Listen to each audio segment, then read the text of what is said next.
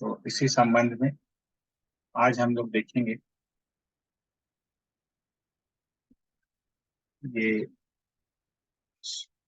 श्रीमद् भागवतम स्कंद 10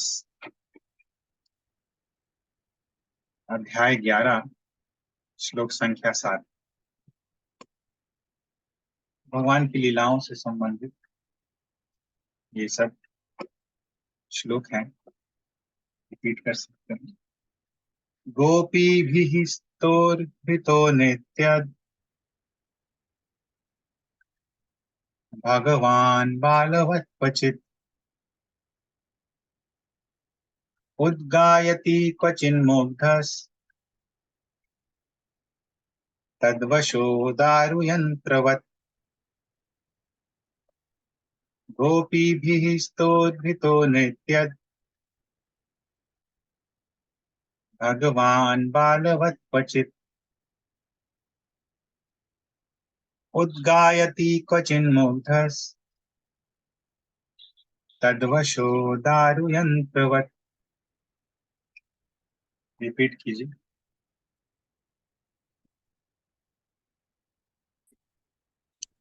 हरे कृष्णा। गोपीभिः स्तोर्भितो नित्यम् भगवान् बालवत् क्वचित् उद्गायति क्वचिन्मुग्धस् तद्वशो दारुयन्त्रवत्। हरे कृष्ण। हरे कृष्ण। गोपीभिः स्तोभितो नित्यम् भगवान् बालवत् क्वचित् उद्गायति क्वचिन्मुग्धस् तद्वशो दारुयन्त्रवत्। हरे कृष्ण। हरे कृष्ण। तो यहाँ पे बताते हैं कि क्वचित कभी कभी गोपी भी स्तोभितः गोपियों के द्वारा प्रोत्साहित किया जाने पर, गोपियों के द्वारा ताली बजाकर प्रोत्साहित किए जाने पर भगवान बालवत मुग्धः बालक की तरह भगवान मुग्ध होकर उद्गायति गाने लगते थे और क्वचित और कभी कभी तद्वशः उनके वशीभूत होकर दारु यंत्रवत अनृत्यत। दारु यानी कि लकड़ी, यंत्र यानी कि उपकरण। तो कठपुतली की तरह, लकड़ी का गुड्डा की तरह भगवान नृत्य करने लगते थे। तो कभी गाने लगते थे, गोपियां उनको प्रोत्साहित करती थी, तो कभी गाने लगते थे और कभी नृत्य करने लगते थे, जैसे कि कठपुतली है उनके हाथ में। तो यहाँ पे बाल लीला का वर्णन है भगवान का, किस प्रकार भगवान गोपियों के द्वारा कंट्रोल रहते थे, वश में रहते थे। तद वशः उनके वश में रहते थे। तो अनुवाद इसका देखिए, अनुवाद पढ़िए मालती माता जी। हरे कृष्ण। अनुवाद। कृष्ण, यदि तुम नृत्य करोगे तो तुम्हें हार का लड्डू देगी, ये इत्यादि बातों से और कभी ताली बजाकर गोपियां उन्हें फुसलाया करती थी। तब वे अखिल ऐश्वर्य संपूर्ण भगवान होकर भी भोले भाले अनजान बालकों के समान मुग्ध होकर गान करने लगते और कभी कठपुतली की भांति गोपियों की वशीभूत होकर नृत्य करने लगते थे। हरे कृष्ण। हरे कृष्ण। तो यहाँ पे विश्वनाथ चक्रवर्ती ठाकुर टीका में बतलाते हैं कि पित्रोह तयो सौभाग्य महिमा केन वक्तुम शक्य। कि दोनों माता पिता, पित्रोह तयो, नंद बाबा और यशोदा मैया, इनके सौभाग्य की महिमा किसके द्वारा बतलाई जा सकती है? कौन बतला सकता है? कौन बतलाने में समर्थ है? कोई नहीं है। नंद बाबा और यशोदा मैया की भाग्य की महिमा बतलाने में कोई समर्थ नहीं है। स्तदीय व्रजवासी मात्रस्य अपि अतिमात्र वश्यः। तो बोलते हैं कि ये जो भगवान है, ये व्रजवासियों के पूरे वश में थे। ब्रह्मा आदि इव ब्रह्मा आदि वशीकर्तापि कृष्ण। तो ये कृष्ण जो कि ब्रह्मा आदि को वश में कर लेते हैं, ब्रह्मा आदि जिनके वश में हैं, ये ब्रजवासियों के वश में थे। और वो बतलाने के लिए सुखदेव गोस्वामी सार्ध त्रयोदशाभिः, ये 13.5 श्लोकों में जो हम लोग बतलाए थे, स्कंद 10 अध्याय 11 श्लोक संख्या 7 से लेकर 13.5 श्लोक, इसमें वर्णन कर रहे हैं सुखदेव गोस्वामी। स्तोभितः, अभी स्तोभितः शब्द का मतलब बतलाते हैं कि किस प्रकार गोपियां प्रोत्साहित करती थी कृष्ण को। तो बोलती थी कि यदि नृत्यसी तदा तुभ्यम खंड लड्डुकम दास्यम इति प्रोत्साहित। स्तोभित का मतलब यहाँ पे बतलाते हैं कि कृष्ण, गोपियां बोलती थी, इस प्रकार प्रोत्साहित करती थी कि कृष्ण यदि तुम नृत्य करोगे तब तुमको खंड का लड्डू देंगे, खंड या गुड़ का लड्डू इस तरह से देंगे, गुड़ और खोए का लड्डू। दास्यामी, देंगे हम।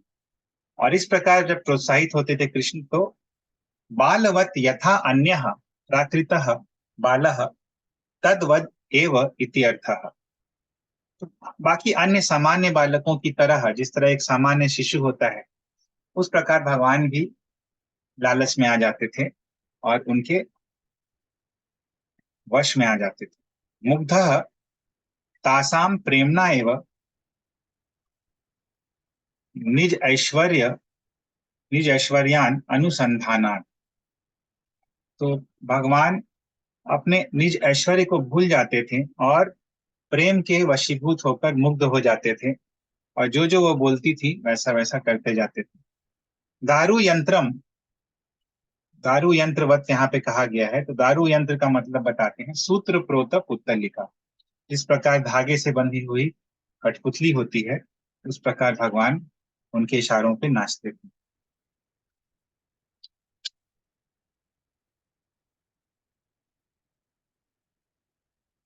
श्लोक संख्या 8, ये 13.5 श्लोक में भगवान किस प्रकार ब्रजवासियों के वश में रहते थे उसका वर्णन यहाँ किया जा रहा है। बिभर्ति क्वचिद आज्ञप्तः पीठकोन्मानपादुकम् बाहुक्षेपञ्च कुरुते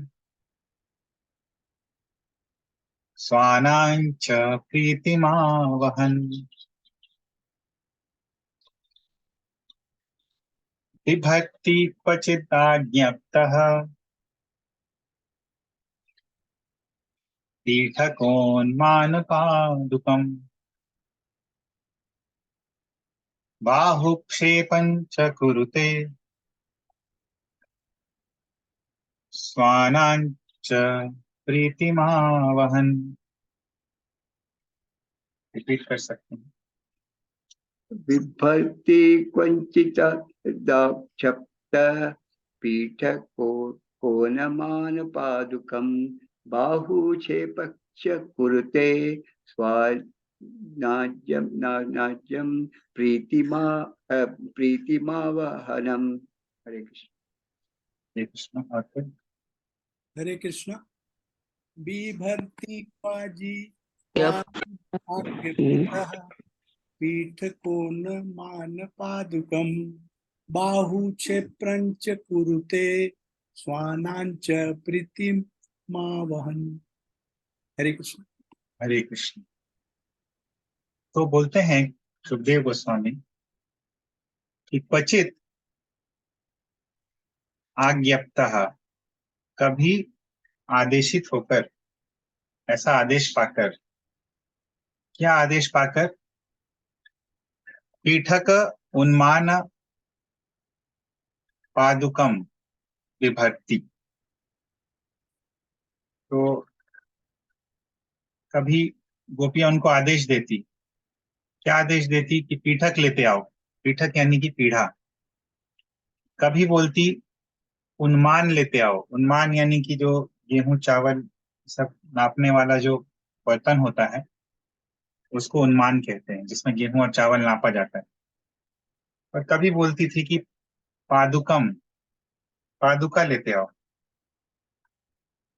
तो ऐसा ऐसा चीज लाने के लिए कभी कभार बोलती थी गोपियां, और भगवान जो है कभी लेके आते थे, और कभी जब नहीं ला पाते थे तो बस इन सब चीजों को पकड़ के बैठ जाते थे,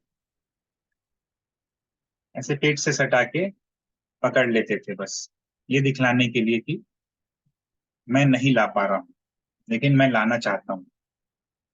बाहुक क्षेपण चकुरुते, और कभी अपने बाहुओं को ऊपर उठा देते थे दिखाने के लिए कि देखो मेरे हाथ में कितना दम है। छोटे से बच्चे थे तभी, ऐसे दिखाने के लिए। स्वानाम च प्रीतिमावहन, और अपने जो लोग थे भगवान के लोग, यानी ब्रजवासी लोग, उनमें प्रीति इस प्रकार बढ़ाते थे भगवान। तो डिटेल में बता रहे हैं कि भगवान क्या क्या करते थे। विश्वनाथ चक्रवर्ती ठाकुर बताते हैं, तो बोलते हैं पीठ खेती, ये पीठक इत्यादि जो है, इस प्रकार पीठक यानी पीढ़ा, कियद अस्य बलम अभूत इति जिज्ञासु भी। तो गोपियां देखना चाहती थी कि क्या इसमें बल हुआ है, कितना बल हुआ है।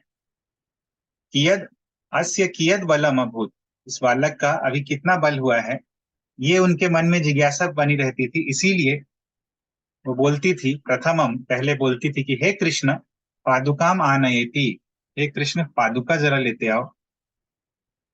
और पादुका थोड़ा हल्का होता है, पादुका लेते आते थे। उसके पश्चात ततः ततो अधिक भारम उन्मान उन्मानम आनयेति, तत्पश्चात उससे अधिक भार का जो उन्मान होता है, जिससे गेहूं चावल इत्यादि का नाप लिया जाता है, उसको लाने बोलती थी। ततस ततो अपि अधिक भावम पीठकम आनयेतु, और तत्पश्चात जब वो उन्मान लाने में भी समर्थ हो जाते थे तो उनसे पीढ़ा लाने के लिए बोलती थी, जो कि उन्मान से भी ज्यादा भारी भारी होता था। तो इस प्रकार आज्ञप्त यानी आदिष्ट होकर, आदेश पाकर तत्तद आनयन, वो सब चीजें भगवान लेते आते थे। विभर्ती, और कभी कभार पकड़ के बस रह जाते थे जब नहीं उठा पाते थे। स्वमृदु स्वमृदुल जठरो ऊपरी इति अर्थः, तो विभर्ती का मतलब बतला रहे हैं कि अपने कोमल पेट के ऊपर रख लेते थे उन सब चीजों को जब नहीं ला पाते थे। बाहुक्षेपम तत्र तत्र कर्माणि भुजौ मुहुर उत्थाप्य स्व पराक्रम दर्शनात् स्वानाम ज्ञातिनाम। बाहुक्षेपम का मतलब बताते हैं कि अपना दोनों हाथ जो है उठाते थे और अपना पराक्रम दिखलाते थे कि देखो मैं कितना पराक्रमी हूँ, कितना स्ट्रांग हूँ।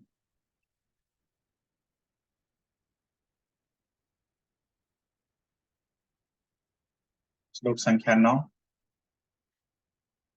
दर्शयं तद्विदाम लोके आत्मनो भृत्यवश्यताम् व्रजस्यो वाह वै हर्षम भगवान बालचेष्टितैः। तो दर्शयन तद्विदाम लोके, तद्विदाम भगवान के महात्म्य को जानने वाले जो ज्ञानी लोग हैं लोके, इस संसार में जो भगवान को जानने वाले ज्ञानी लोग हैं, उनको भगवान क्या दिखला रहे थे। दर्शयन, उनको दिखला रहे थे, क्या दिखला रहे थे। आत्मनः भृत्य वश्यताम, कि देखो मैं किस प्रकार अपने भृत्य के, अपने भक्तों के वश में आ जाता हूं, ये दिखला रहे हैं। ऐसा एक और श्लोक आता है, किसी को याद आ रहा है, कि भगवान उनके महात्म्य, उनके ऐश्वर्य को जानने वाले ज्ञानियों को दिखलाते हैं कि देखो मैं किस प्रकार अपने भक्तों के वश में आ जाता हूँ। दामोदर अष्टकम में आता है।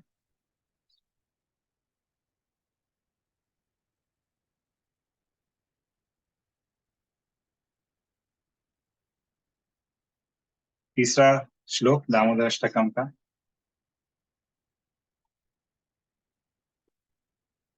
बताइए। तो इस कृष्णा माता जी,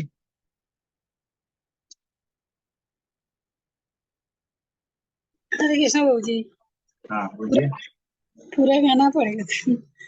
नमामि शरण नहीं, सच्चिदानंद। पूरा मत गाइए, तीसरा श्लोक। नेहा,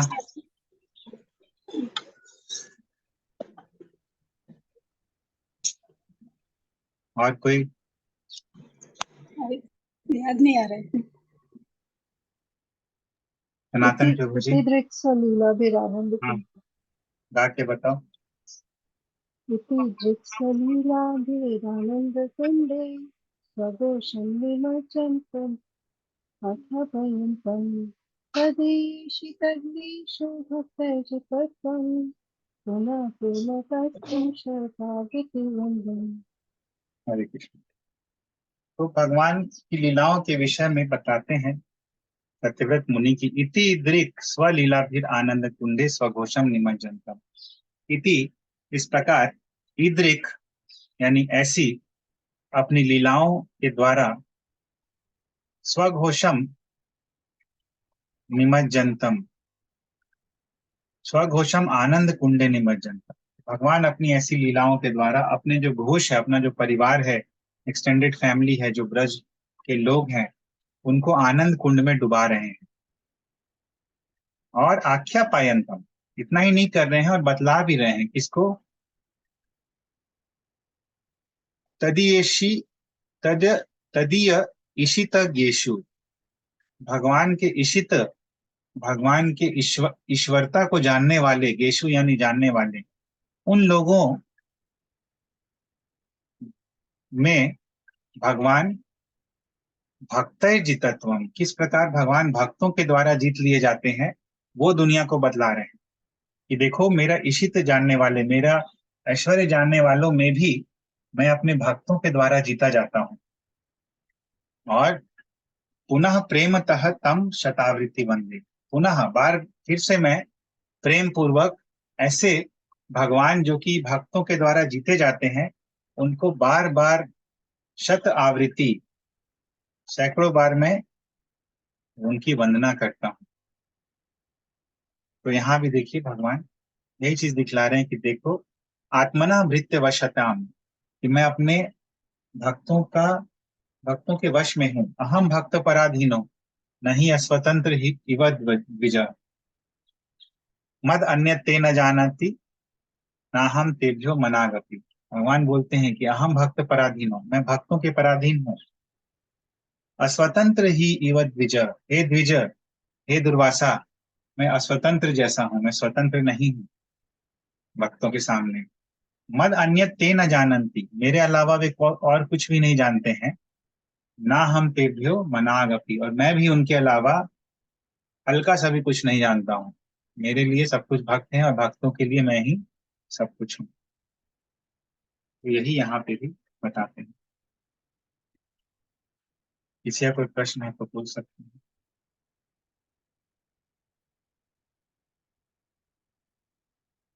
तो विश्वनाथ चक्रवर्ती ठाकुर बोलते हैं, न केवलम ज्ञातिनाम एव अपितु सर्वेषाम एव ब्रजवासिनाम प्रीति प्रदः। तो भगवान जो है सभी ब्रजवासियों के वशीभूत, ये भगवान दिखा रहे हैं।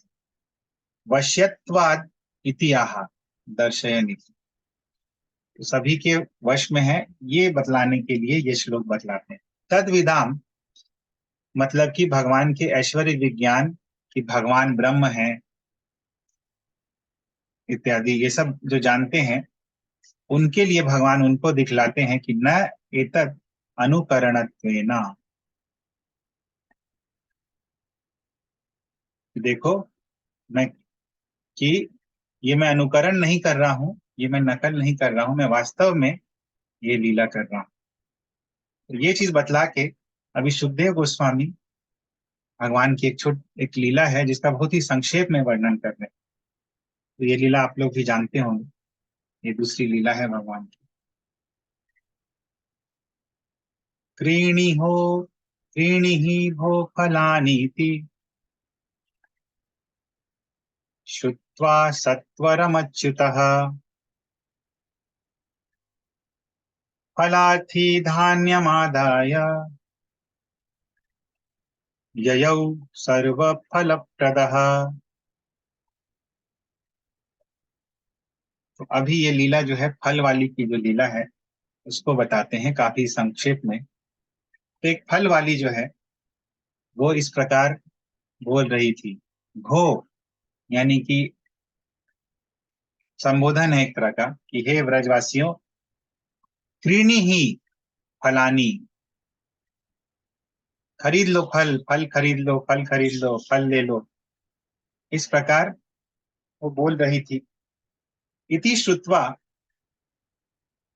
ये सुनकर, अच्युतः यानी भगवान, सत्वरम, भगवान जो है ये सुनकर सत्वर यानी तुरंत ही धान्यम आदाय, धान्य लेके आ गए।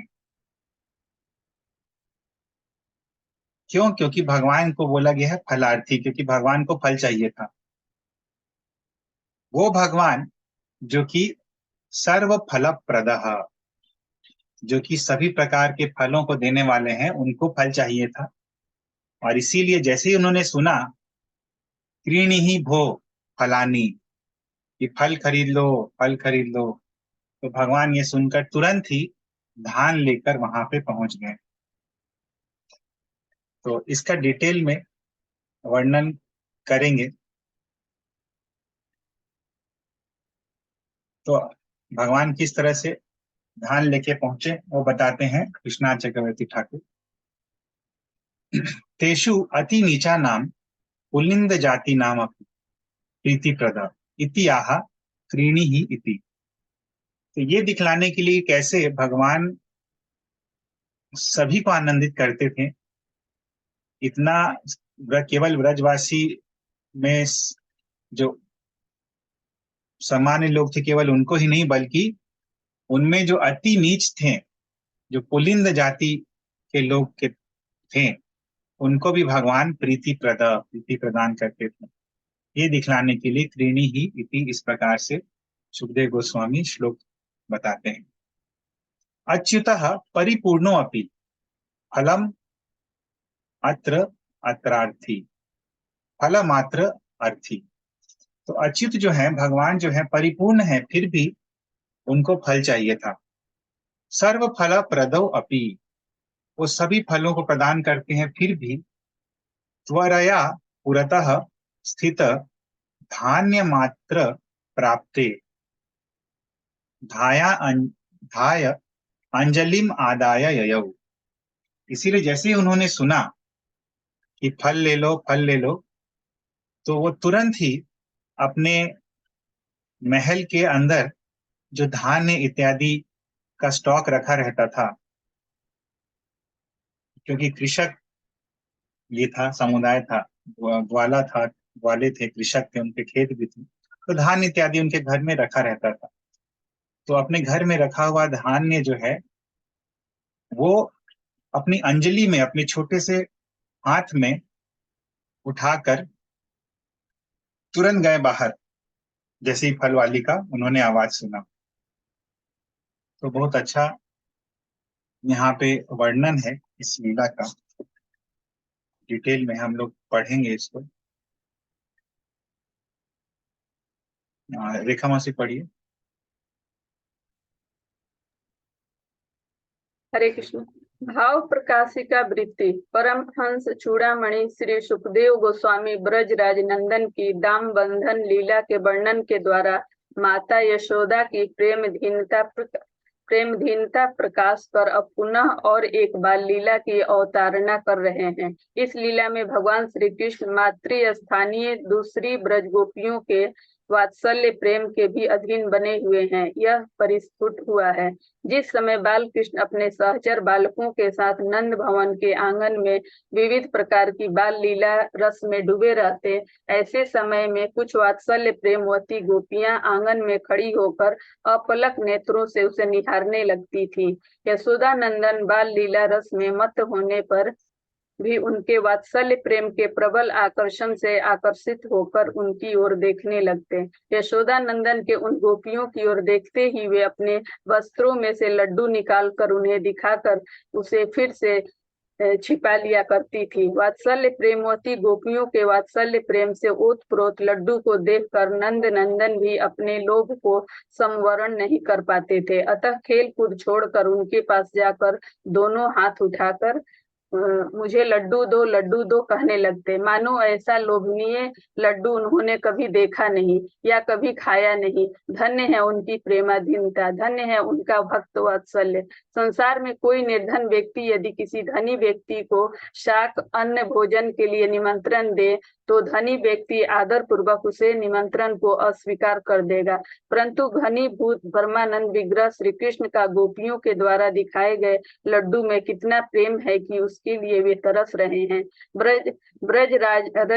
ब्रजराज नंदन का इतना आग्रह देखकर कोई गोपी कहने लगती, नंदलाल यदि तू हमारी हाथ की ताली के साथ ताल मिलाकर नाचेगा तो हम तुझे लड्डू देंगी। यह सुनकर यशोदा नंदन लड्डू खाने के लोभ से उनके सामने विविध प्रकार की मुद्राओं के साथ नृत्य करने लगते, जिनकी माया के वशीभूत होकर संपूर्ण ब्रह्मांड नाच रहा था, जिनकी इच्छा से अनंत करोड़ ब्रह्मांडों के चंद्र सूर्य ग्रह नक्षत्र तारे आदि परिचालित हो रहे हैं। ऐसे सर्वनियंता भगवान गोपियों के लड्डू के लोभ से नाचने लगते।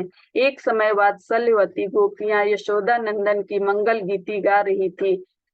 उस समय यशोदा नंदन भी परमानंद में विविध प्रकार के हाव भाव प्रकाशित करते हुए उनके साथ उच्च स्वर में गान करने लगे। यह सुनकर गोपियां आनंद में डूब गईं और लड्डू गोपाल से कहने लगी, अरे लाला तुम अकेले ही हमें एक गान सुनाओ, यदि हमें अच्छा लगेगा तो तुझे मक्खन खिलाएंगी। उनकी बातें सुनकर यशोदा नंदन अनेकों प्रकार की अंग भंगी, मुख भंगी, नयन भंगी आदि दिखाकर उच्च स्वर से गाने लगे, मानो ये गोपियों के हाथ के खिलौने या कठपुतली हो। इस प्रकार वात्सल्य प्रेमवती गोपियां जैसे चाहती वैसे ही कृष्ण को नचाती थी। नंद नंदन की बाल माधुरी और बाल क्रीड़ा देखने के लिए गोपियां सदा सर्वदा नंद भवन में आना जाना करती रहती थी। वे किसी प्रकार से शीघ्रता पूर्वक अपना गृह कार्य समापन कर नंदालय में उपस्थित हो जाती थी एवं नंद को घेर कर अपने वात्सल्य प्रेम के अनुरूप उनके विविध प्रकार की बाल क्रीड़ाएं कराती थी एवं सदा आनंद सागर में निमज्जित होती रहती थी। एक दिन वात्सल्यवती गोपियां परस्पर कहने लगी, अब हमारे ब्रज जीवन में सभी व्यवहारिक वस्तुओं के नाम सीख लिए हैं, उसे जो कुछ भी लाने को बोलो वही ले आता है। उसी समय एक गोपी बोली, कन्हैया तेरे बाबा अभी आएंगे और भोजन करेंगे, अतः उनके बैठने की पीढ़ी तो ले आ। यशोदा नंदन भी दौड़कर पीढ़ी उठाकर ले आए।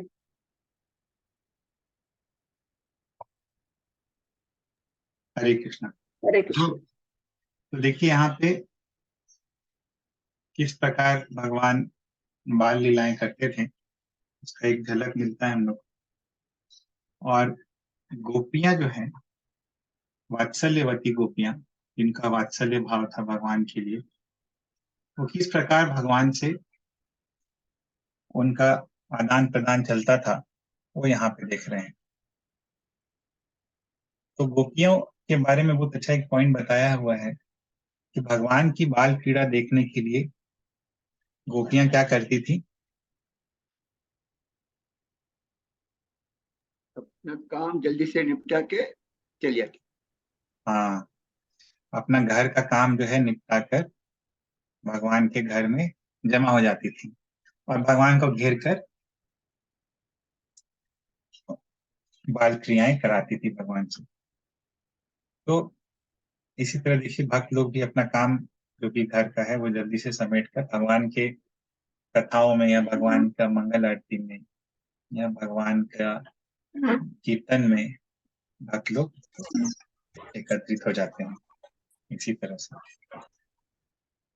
तो इसीलिए बोलते हैं जो इस्कॉन है वो बेसिकली जो चैतन्य महाप्रभु का भाव है, ब्रजवासियों का जो प्रेम है उसको सर्वोत्कृष्ट बताया गया है, क्योंकि उसी तरह से जो भक्ति होती है वो सर्वोत्कृष्ट भक्ति है, जिसमें कि भगवान के प्रति लालायित रहता है भक्त। कब भगवान से संबंधित चर्चा सुनने मिलेगी, कब भगवान का दर्शन होगा, कब भगवान का कीर्तन करेंगे, और ये उत्कंठा जो है उनमें हमेशा रहती है। इसीलिए ब्रजवासियों का ये प्रेम जो है सर्वोत्कृष्ट रहता है। तो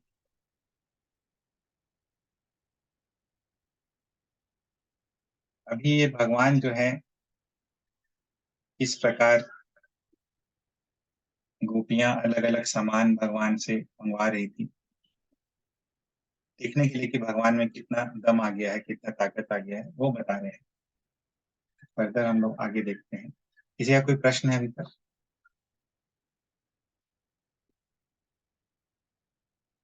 ठीक है, पढ़ो मम्मी आगे।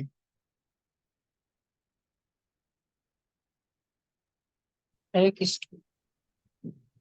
एक दिन ब्रजराज नंदन आंगन में स्थित धान के ढेर में खेल रहे थे। उसी समय वात्सल्यवती ब्रज रमनिया आकर कहने लगी, कन्हैया घर के अंदर से उन्मान धान मापने का यंत्र तो ले आ। वे सोच रही थी कि अवश्य ही यह उन्मान क्या है समझ नहीं पाएगा, परंतु यशोदा नंदन दौड़कर घर के अंदर गए तथा उसे उठा कर ले आए। यह देखकर गोपियां विस्मय और आनंद समुद्र में डूब गई। सच्चिदानंद धन विग्रह भगवान श्री कृष्ण परिपूर्ण ऐश्वर्य और माधुर्य के निकेतन है। उनकी सर्ववशीकारित्व शक्ति का नाम ऐश्वर्य एवं नाम रूप गुण लीला आदि द्वारा सर्व मनोहरत्व शक्ति का नाम माधुर्य आगे शक्ति का नाम माधुर्य है। ऐश्वर्य ज्ञान निष्ठ भक्तगण भगवान के ऐश्वर्य को ग्रहण करते हैं। उनके असमोर्धव माधुर्य की ओर उनकी दृष्टि नहीं जाती तथा माधुर्य में आकृष्ट भक्त भगवान के माधुर्य को ही ग्रहण करते हैं। उनकी दृष्टि भगवान के ऐश्वर्य की ओर नहीं जाती है। हरे कृष्ण। एक ब्रजवासी मिनट, तो यहाँ पे थोड़ा एक्सप्लेन कर दे रहे हैं। तो वो बता रहे हैं यहाँ पे भगवान के बारे में कि भगवान का दो ऐश्वर्य बतलाते हैं, दो क्वालिटीज बता रहे हैं, परिपूर्ण ऐश्वर्य और माधुर्य। तो एक तो भगवान है कि भगवान में पूरा ऐश्वर्य है, और दूसरा कि भगवान में परिपूर्ण माधुर्य है। ये दोनों क्वालिटीज हैं। अभी ऐश्वर्य का परिभाषा क्या है? बोलते हैं सर्ववशीकारित्व शक्ति का नाम ऐश्वर्य। तो सभी चीजों को भगवान जो कंट्रोल कर लेते हैं, सभी को वशीकरण कर लेते हैं, उसका उस शक्ति का नाम है ऐश्वर्य, जिस शक्ति के द्वारा भगवान सभी चीजों पे कंट्रोल कर लेते हैं। और नाम रूप गुण लीला आदि द्वारा सर्व मनोहरत्व शक्ति का नाम माधुर्य है।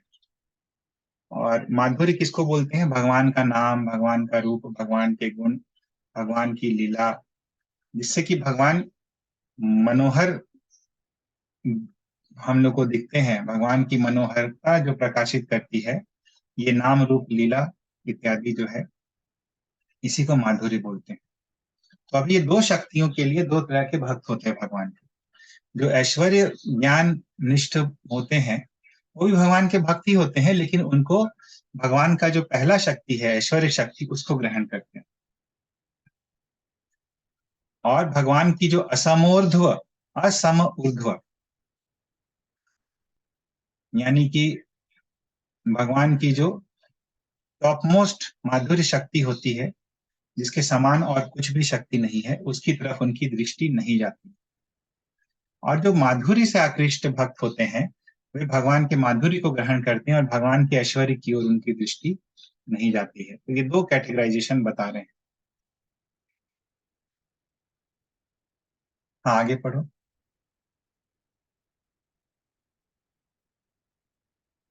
हरे कृष्ण।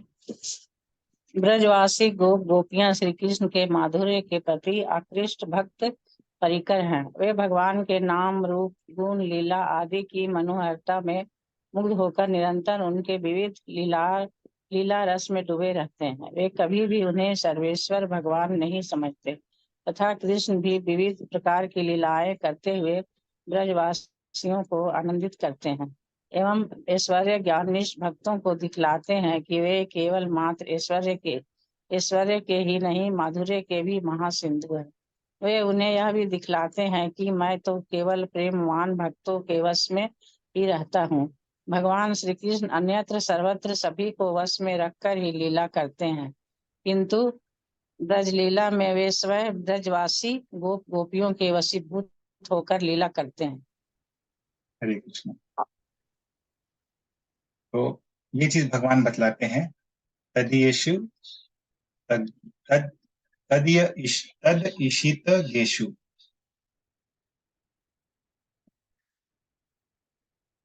भक्ते जितत्वम आख्या पायंतम। तो ये भगवान सभी को बतलाते हैं कि उनके ईशित्व को जानने वाले जितने भी लोग हैं उनसे कहीं ज्यादा वो भक्तों के द्वारा जीते जाते हैं। तो आगे ये फल वाली लीला जो है उसको बतलाते हैं। फला विक्रयिणी तस्य च्युत धान्य करद्वयम् फलैर अपूर यद्रत्नैः फल भाण्डम अपूरि च। तो फल विक्रयिणी तस्य च्युत धान्य करद्वयम्। तो फल विक्रयिणी यानी फल विक्रय करने वाली, फल बेचने वाली, उन भगवान के करद्वयम दोनों हाथों से जो च्युत धान्य, जो गिरे हुए धान्य थे,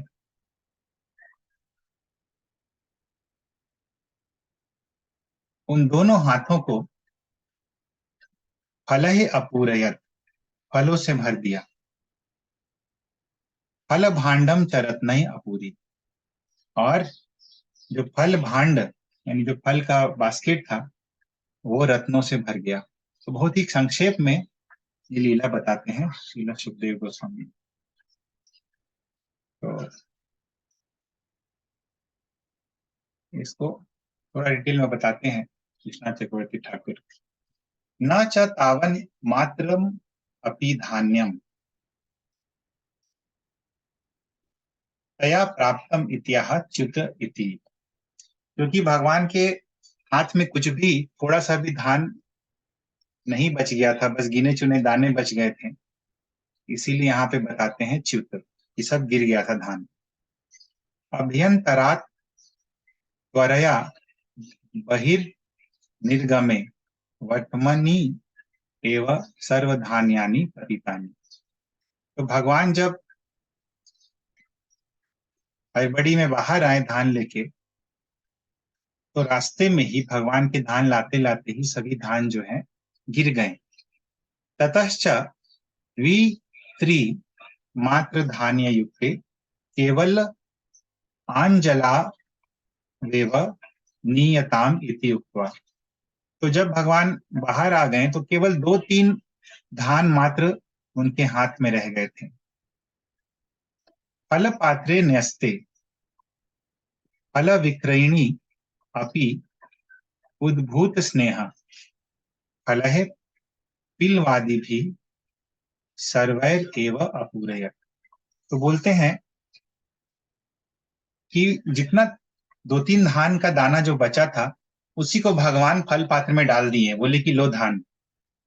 और फल विक्रयिणी जो थी वो भी ये देख के उनको बहुत स्नेह हुआ भगवान के प्रति, भगवान के रूप को देखकर, और इसीलिए उन्होंने क्या किया कि फल से उन्होंने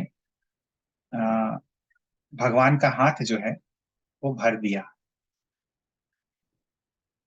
फल में क्या क्या था वो बता रहे हैं। पीलू आदि फल।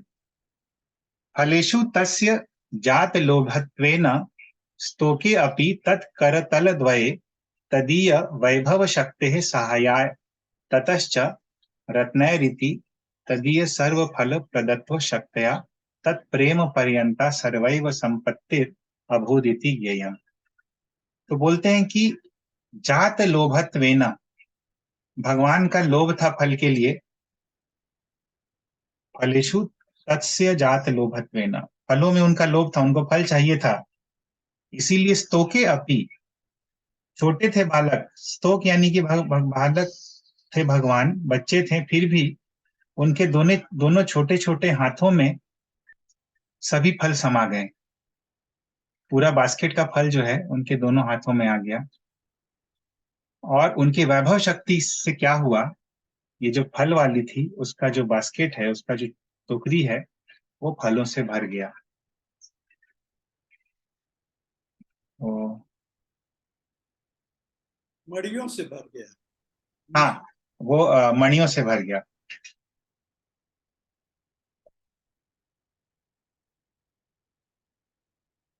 तो ये बहुत अच्छा से यहाँ पे समझा रहे हैं नारायण महाराज। एक मिनट।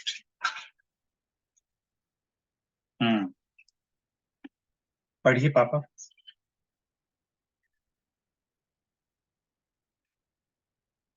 हरे कृष्णा। भाव प्रकाशिका वृत्ति। श्री ब्रजराज नंदन ने दाम बंधन लीला में माँ यशोदा की प्रेम अधीनता का प्रदर्शन कर प्रेमवान भक्तों का आनंद वर्धन किया। माँ यशोदा के समान आयु वाली वात्सल्यवती गोपियों के आदेश से वे पीढ़ा, उन्मान, पादुका आदि उठाकर उनके पास ले आते थे। इस प्रकार उन्होंने यह दिखलाया कि वे केवल माँ यशोदा के ही नहीं अपितु समस्त ब्रजवासियों के ही वशीभूत हैं। कृष्ण केवल ब्रज के गोपियों के ही प्रेमाधीन हैं, ऐसा नहीं है।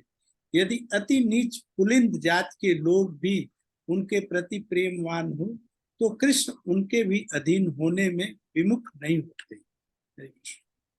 हाँ, पढ़िए आगे। यशोदा मैया कृष्ण को आंगन से बाहर जाने नहीं देती थी, क्योंकि पड़ोसन गोपियां आकर प्रतिदिन कन्हैया की माखन चोरी के विषय में उलाहना देती थी। यशोदा नंदन भी मैया के भय से आंगन के बाहर जाने का साहस नहीं करते थे। वे गोप बालकों के साथ आंगन में ही खेला करते। एक बार हेमंत काल में आंगन में धान का ढेर लगा हुआ था। प्रातः काल यशोदा नंदन उसी में खेल रहे थे।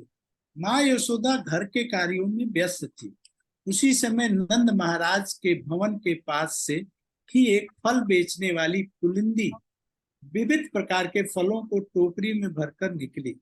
वह बीच बीच में फल लो कह रही थी। यह सुनकर कृष्ण की फल लेने की इच्छा हो गई। अतः वे आंगन से बाहर आए तथा हाथ उठाकर आवाज लगाते हुए कहने लगे, ओ फल वाली, इधर आ, मैं फल लूंगा। जैसे ही कृष्ण की वाणी फल बेचने वाली की कान में प्रविष्ट हुई, उसे लगा जैसे किसी ने उसके कानों में अमृत उड़ेल दिया हो। वह ठिठक कर रुक गई तथा जहां से आवाज आ रही थी पलटकर उस ओर देखने लगी। तभी उसकी दृष्टि नीलमणि के समान दिव्य अति दिव्य एक छोटे से बालक पर पड़ी। उस बालक के अंगों की छटा से दसों दिशाएं उद्भासित हो रही थी। उनका मुख करोड़ों चंद्रों की शोभा को भी फीका कर रहा था। उसके काले काले घुराले केस उसके मुख की शोभा को और भी अधिक वर्धित कर रहे थे। ऐसा लग रहा था मानो काले काले भ्रमर समूह कमल पुष्प पर बैठकर मकरंद का पान कर रहे हैं। उसके बड़े बड़े चंचल नयन प्रफुल्लित नील कमल पर स्थित नित्य परायण खंजन को भी लज्जित कर रहे थे। उसके अधर ओष्ठ, चिबुक, गंड आदि की शोभा की तुलना पूरी जगत की किसी भी वस्तु के साथ नहीं हो सकती। हाँ, तो यहाँ पे भगवान का जो आंख है उसके बारे में क्या बताया जा रहा है?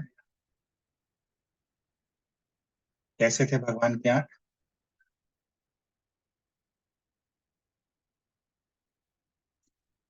बताइए प्रीति दीदी।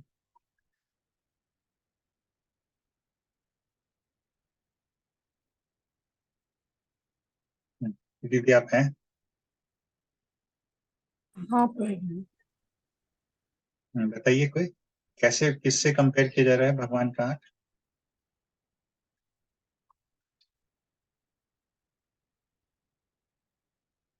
नीलमणि जैसे। नीलमणि से तो भगवान का तुलना किया जा रहा है। तो भगवान का आंख किससे कंपेयर किया जा रहा है? हजारों हजारों चंद्रमा की जो रोशनी से। अभी देख के बताइए। करोड़ों चंद्रमा की शोभा से तो भगवान का अंगों का छटा जो है वो कंपेयर किया जा रहा है। भगवान का भंवर आंख समूह किससे जैसे, कंपेयर किया जा रहा है? भंवर समूह जैसे कमल पुष्प वैद के मकरंद पानी। वो तो उनके बालों का कंपैरिजन किया जा रहा है, कैसे उनके बाल की लटाएं जो है उनके चेहरे पे आ रही थी, तो ऐसा लग रहा था जैसे कमल के फूल पर भंवरे जो हैं वो मकरंद पी रहे हैं। जैसे से बाल की लटाएं जो है टकराती थी भगवान के गालों से, भगवान के मुख से, तो ऐसा लगता था कि भंवरे जो है काले रंग के वो कमल के पुष्प से मकरंद यानी कि जो रस है वो पी रहे हैं। वो तो दूसरा हो गया, उनका आंखों की नयन बात चली। प्रफुल्लित नील कमल पर स्थित नित्य प्राण खंजनों को लज्जित कर रहे थे। हाँ, मतलब समझाइए इसका।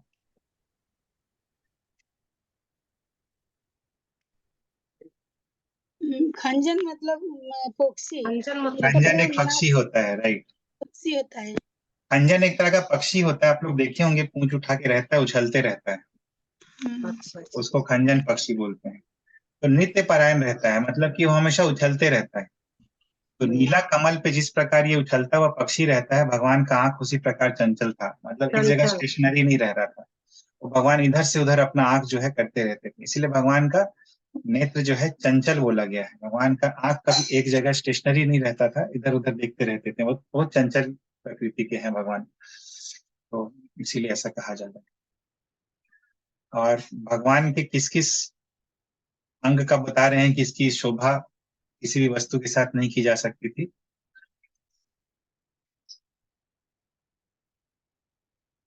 ओष्ठ, चिबुक, गंड हाँ, मतलब होठ, जो थूतनी, गंड मतलब गला, क्या अधर, अधर मतलब होठ, और ओष्ठ मतलब? होठ। और अधर मतलब? शिव, ऊपर नीचे का है शायद एक। हाँ, अधर ऊपर वाला होंठ और ओष्ठ यानी नीचे वाला होंठ। चिबुक क्या? चिबुक यानी थोड़ी, थूतनी जो ठुड्डी जो होता है ना उसको चिबुक कहते हैं। ये जो और चिबुक गंड, गंड यानी कि गंड के गला, गला, गंड यानी कि गाल। हाँ। गाल। ठीक है, तो ठीक है, अभी आगे चलते हैं। ये कुछ कुछ टफ था शब्द, क्योंकि टफ रहता है इसीलिए एक्सप्लेन कर देते हैं। आगे पढ़िए पापा।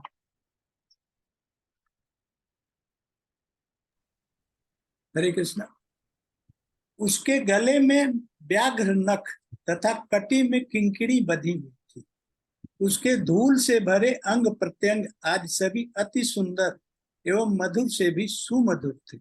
फल विक्रेणी बाल कृष्ण को दूर से ही देखकर आत्म विभोर हो गई तथा मंत्र मुग्ध की बात धीरे धीरे बालक के निकट आकर उसके सामने फल की टोकरी उतार कर गदगद कंठ से कहने लगी, फल लोगे? भगवान नंदन ने सिर हिलाकर सहमति दी। यशोदा नंदन। यशोदा नंदन ने सिर हिलाकर सहमति दी। फल बेचने वाली ने पूछा, फलों का दाम कौन देगा? यशोदा नंदन ने कहा, अरे दाम किसे कहते हैं, मैं तो जानता नहीं। फल बेचने वाली ने कहा, फल लेना जानते हो तथा क्या फलों का दाम नहीं देना जानते? किसी से कुछ सामान खरीदने पर बदले में उसे कुछ देना होता है। यशोदा नंदन ने कहा, मेरी माँ और मेरी पड़ोसी गोपियां कितना सारा खीर, मलाई, मक्खन आदि देती हैं, परंतु उन्हें तो उसके बदले में कुछ देना नहीं होता है। फल बेचने वाली ने कहा, ओह मन प्राणों को चुराने वाले अबोध बालक, तुम अपने मुख से उन्हें माँ कहते हो और उनकी गोदी में चढ़ते हो, उससे उन सबका मूल्य देना हो जाता है। परंतु मैं तो फल बेचने वाली हूँ। विधाता ने मुझे नीच कुल में जन्म दिया है। मेरा तो ऐसा भाग्य नहीं है जिससे कि तुम मुझे माँ कहो तथा मेरी गोदी में बैठ जाओ, इसलिए मुझसे फल लेकर तुम्हें कुछ तो देना ही होगा। यह कहते हुए उस फल बेचने वाली के हृदयाकाश में मानो एक अनिर्वचनीय नवीन भाव रूपी बादल का संचार हुआ, जिससे उसके दोनों नेत्रों से अविरल अश्रुधारा बरसने लगी। उसका गला अवरुद्ध हो गया, जिसके कारण अब उसके मुख से एक शब्द नहीं निकल पा रहा था। वह केवल आंसू भरे अपलक नेत्रों से मन और प्राणों का हरण करने वाले बालक की ओर देखती ही रह गई। हरे कृष्ण। हरे कृष्ण। तो यहाँ पे भगवान जो आए, तो भगवान गले में क्या पहने थे? बाघ का नख। हाँ, बाघ का नख। ये बाघ जो होता है, उसका जो नाखून होता है, उसको गले में पहनाने से बोलते हैं कि बहुत सारे बुरा चीज नहीं होता है, अपशकुन नहीं होता है। तो बच्चों को पहले पहनाया जाता था ये बाघ का नाखून। 2 नाखून ऐसे ऐसे रहता था उसमें, एक लॉकेट जैसा रहता था। और कमर में क्या पहने थे?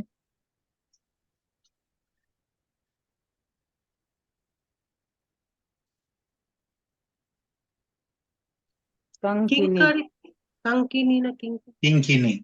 किंकिनी यानी घुंघरू जैसा पहने थे, जो बजता था भगवान जब चलते थे। तो ये भगवान का रूप का वर्णन किए थे। और ये जो फल वाली थी, वो उसकी आंखों से आंसू क्यों निकलने लगा?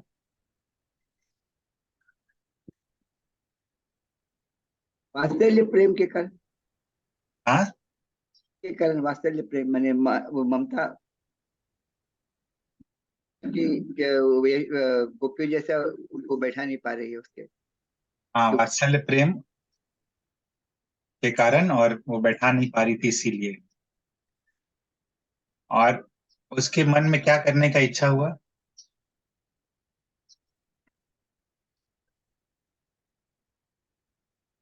उसके हृदय में क्या चेंज हुआ, क्या इच्छा हुआ?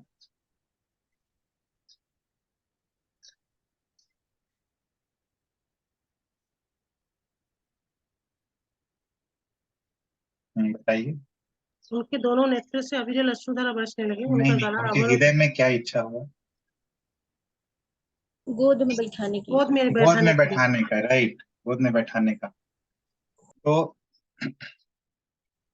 इसका किससे उपमा दे रहे हैं उनके हृदय की इच्छा की?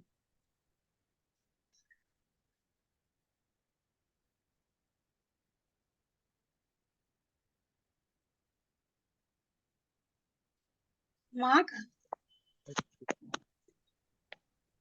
तो नया बादल से उपमा दे रहे हैं कि जैसे नया बादल बन जाता है तो उससे बारिश होती है, तो उनके हृदय में भी नया बादल जैसा इच्छा आया। और ये नया बादल किस प्रकार से बारिश किया, तो आंखों में जो आंसू आ गए, वो नया बादल का बारिश जैसा होने लगा। तो नवीन भाव रूपी बादल उनके मन में आया, और उसी के फलस्वरूप उनकी आंखों से आंसू बहने लगे। तो उनके मन में बहुत ही तीव्र इच्छा थी कि भगवान उनको उनकी गोदी में बैठे और उनको माँ कहे, जैसे कि बाकी गोपी लोगों को कहते थे। भगवान का सौंदर्य ही इतना था कि उनके मन में ये इच्छा जो है ऑटोमेटिकली आ गई। आगे पढ़िए पापा।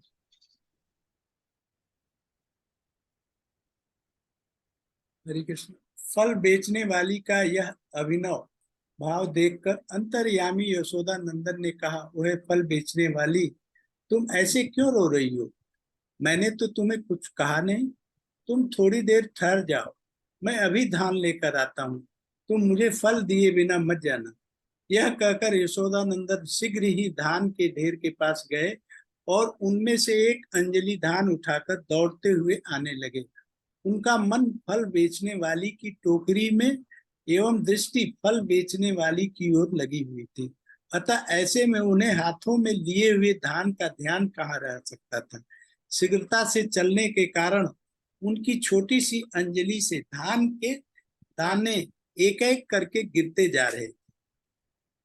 श्री कृष्ण जब भक्तों को देते हैं तब संपूर्ण रूप से ही देते हैं।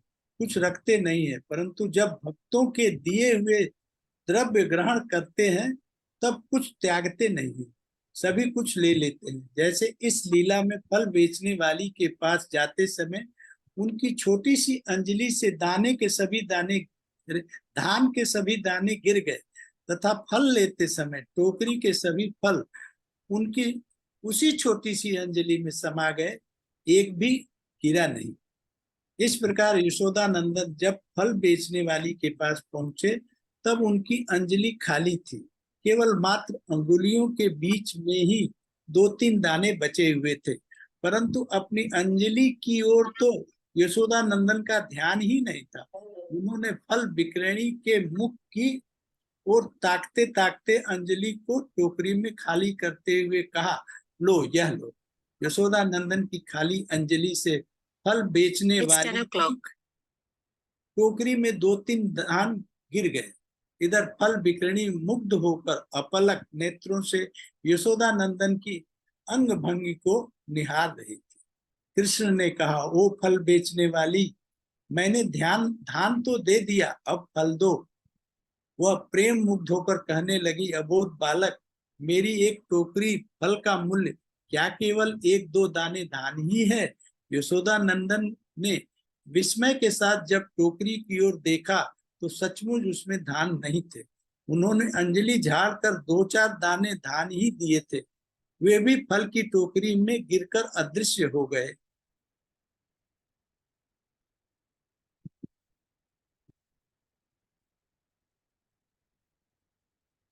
शेयरिंग नहीं हुआ, मेरा कुछ गड़बड़ हो गया।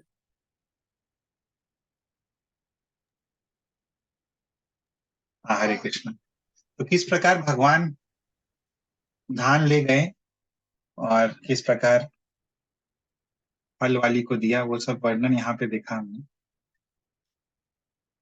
तो ये जो भगवान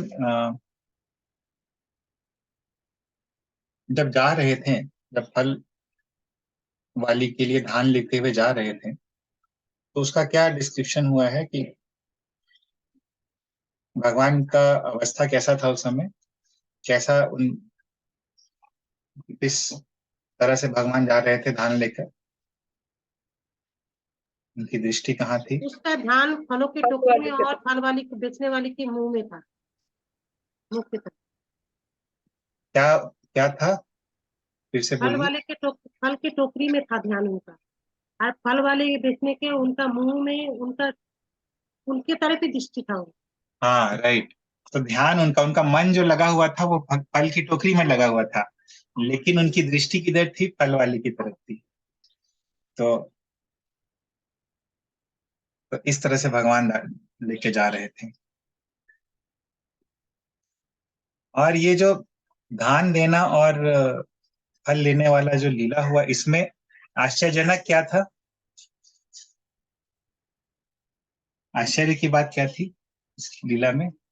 आश्चर्य की बात ये थे वो जी, जो श्री कृष्ण ने अंजलि भर धान तो लेकर है, लेकिन उसमें धान नहीं था, लेकिन उसी अंजलि में जब फल दिया तो सारे फल उसी अंजलि में आ गए।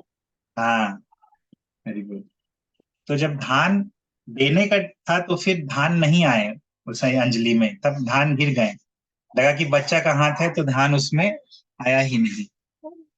लेकिन जब फल लेने का टाइम आया तो सब कुछ, पूरा का पूरा टोकरी भरा फल उनके हाथ में आ गया। तो ये आश्चर्य का बात था। तो क्या बतलाते हैं यहाँ पे, इससे क्या समझ में आता है?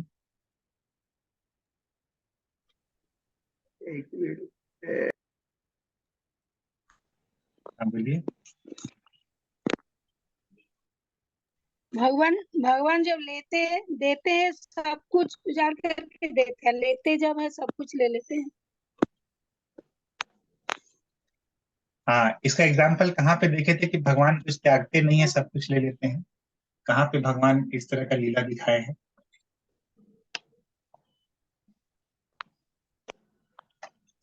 वामन भगवान होके जब गए, बलि महाराज जी। हाँ, वामन देव वाला बहुत अच्छा एग्जाम्पल दिया। और गोवर्धन गिरी का लीला, प्रभु हाँ? पाद अपना जीवन में भी गोवर्धन बोले गिरी। कि मेरा सब हाँ। कुछ ले लिया भगवान। प्रभु बोलिए पाद भी सनातन। लिखे सनातन प्रभु बताइए क्या बता रहे हैं। गोवर्धन गिरी का गोवर्धन वाला क्या लीला में दिखाएं भगवान। वो सारा जो भी दिया है सब कुछ ले लिया, और भी लेने के लिए बुलाया था वो फिर गोवर्धन हाँ बन के सारा जो भी दिया है सब लेके आओ, घर से भी साथ लेने के आया, दोबारा भी लेके गए थे ना। हाँ, गोवर्धन लीला में जो जो चीज ब्रजवासी लोग गोवर्धन को भोग लगाए, सब कुछ गोवर्धन जो है खाते गए, गोवर्धन के रूप में भगवान खाते गए और कुछ भी नहीं छोड़ रहे थे। तो जितने ग्वाल बाल लोग थे वहां पे बोले ये कैसा ऑफर करने, ये कैसा गोवर्धन है, ये तो सब कुछ खा जा रहा है, हमारे लिए कुछ रख ही नहीं रहा है। हम लोग इंद्र को जब यज्ञ करते थे तो जो भी हम लोग भोग लगाते थे हम लोग को मिल जाता था खाने के लिए, गोवर्धन तो सब कुछ खाते ही जा रहा है। उन लोगों को टेंशन हो गया। लेकिन फिर जब गोवर्धन खा लिए सब कुछ, उसके बाद सब कुछ लौटा भी दिए, लेकिन जब खा रहे थे तो सब कुछ ले लिए थे। तो ये भी देखते हैं हम लोग। इसमें फल तो अपने से लिए नहीं, तो दे रही थी ना फल वाली। हाँ, तो हाथ में सब कुछ आ गया भगवान के, भगवान हाथ ऐसे दोनों किए हुए। प्रेम से दे रही थी, इसीलिए भगवान के हाथ में सब समा गया ना। हाँ,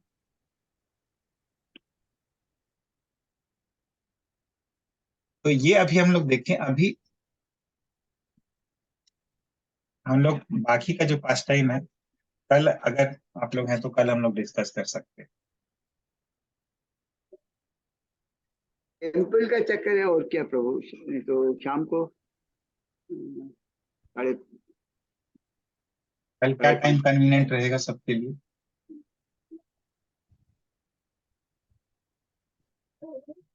ये लीला का नाम क्या है, स्टार्टिंग नहीं देख पाए थे। ये ये लीला तो वही फल फल वाली का लीला है, फल वाली के साथ भगवान का जो लीला हुआ। 10वां कैंटो भाग 1 में तो नहीं है। हाँ? इसमें 2 कौन लाइन सा? में एक्चुअली समराइज किए हैं सुखदेव गोस्वामी, इसको डिटेल में यहाँ पे बताएं। तो 10वां भागवतम में स्कंद में कौन में है? भागवतम 10। वही 10वां। चैप्टर जो हम लोग आज जो स्टार्ट किए क्लास में, जो रेफरेंस दिए चैप्टर का, उसी चैप्टर में उसमें तो खोजे नहीं मिला। है, उसी में उसी से है। ये भागवतम का श्लोक हम लोग देखें, ये डिटेल भी उसी में है।